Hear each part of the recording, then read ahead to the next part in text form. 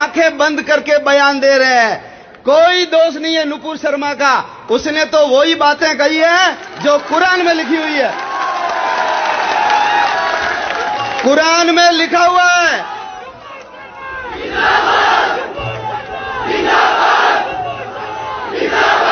कुरान में लिखा हुआ है कि धरती चौकोर है।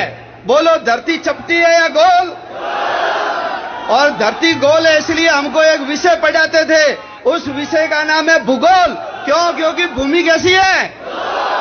लेकिन ये इतने कट्टरपंथी है, उपग्रह ने फोटो भेज दिए गोल धरती के, लेकिन उसको मानने के लिए वो तैयार नहीं है। चलेंगे सीधे, धरती का किनारा आ जाएगा, नीचे गिर जाओगे, ऐसा लिखा हुआ है।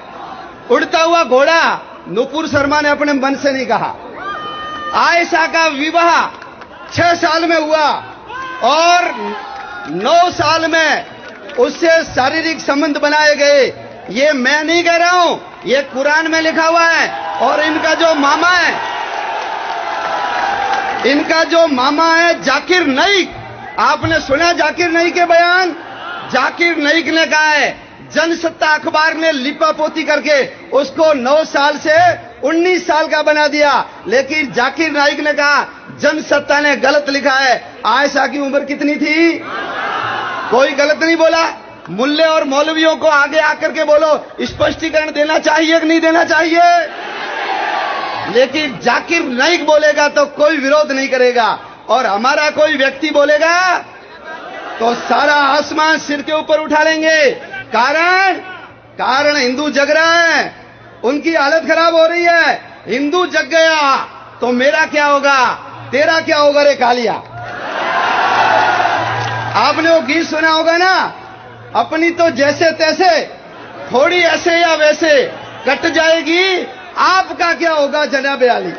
तो आपका क्या होगा ये जानते हैं, इसलिए ये विद्रोह कर रहे हैं। भाइयों, मैं आपको कहता हूं, आपने रामायण पढ़ी हो नहीं पढ़ी हो कोई बात नहीं, गीता पढ़ी हो नहीं पढ़ी हो कोई बात नहीं, वेद देखे हो या नहीं देखे हो कोई बात नहीं। आप सबसे निवेदन करता हूं, आप कुरान पढ़िए। क्या पढ़िए? कुरान। और यदि कुरान पढ़ोगे तो आपको समझ में आ जाएगा गीता क्यों पढ़नी चाहिए।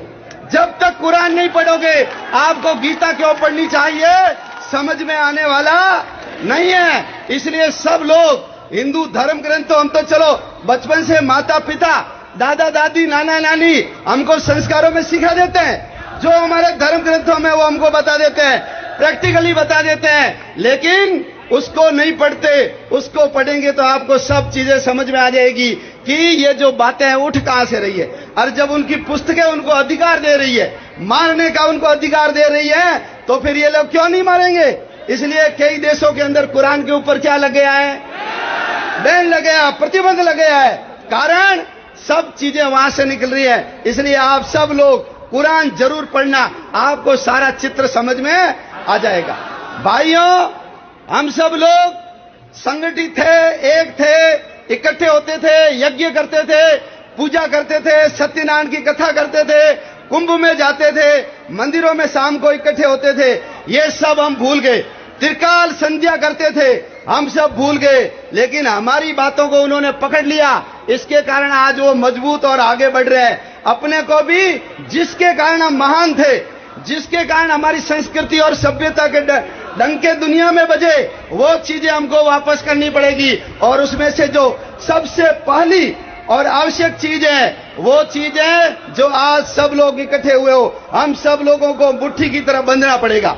राजपूत अकेला पूरा नहीं है, जाट अकेला पूरा नहीं है, ब्राह्मण अकेला पूरा नहीं है, एससी और एसटी के लोग अकेले पूरे नहीं है। ये जब सब मिलेंगे तो जाकर के पूरे होते हैं। इसलिए जातिवादी भावना से ऊपर उठना और हिंदू हम सब एक। दुनिया में 2 प्रकार के काम होते हैं। एक होते हैं अच्छे काम, गायों को चारा डालना, पक्षी को चुग्गा देना, प्याऊ लगाना, कहीं पेड़ लगा देना, कहीं शेड लगा देना, कुर्सियां लगा देना, ये सब अच्छे काम है। लेकिन दूसरे काम होते हैं आवश्यक काम। हिंदू इस बात को नहीं समझता, मुसलमान इस बात को समझता है। इसलिए मैं आपको एक बात पूछता हूं, आप में से कोई भी मेरे को मुसलमान के बनाई हुई प्याऊ दिखा सकता है क्या? मुसलमान का बनाया हुआ पक्षी चुकाकर बना सकता है क्या कोई? बता सकता है क्या कोई? मुसलमान कभी पेड़ लगाता है क्या? कभी लंगर चलाता है क्या? गौशाला या धर्मशाला हॉस्पिटल बनाता है क्या? अरे कभी भूकंप और बाढ़ आ जाए तो फटी हुई लुंगी और पजामा तक नहीं देता वो प्रधानमंत्री राहत कोष के अंदर फूटी कौड़ी 5 पैसे भी नहीं देता।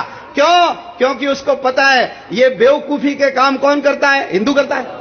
इसलिए वाटर कूलर लगाएगा हिंदू, पानी कौन पिएगा?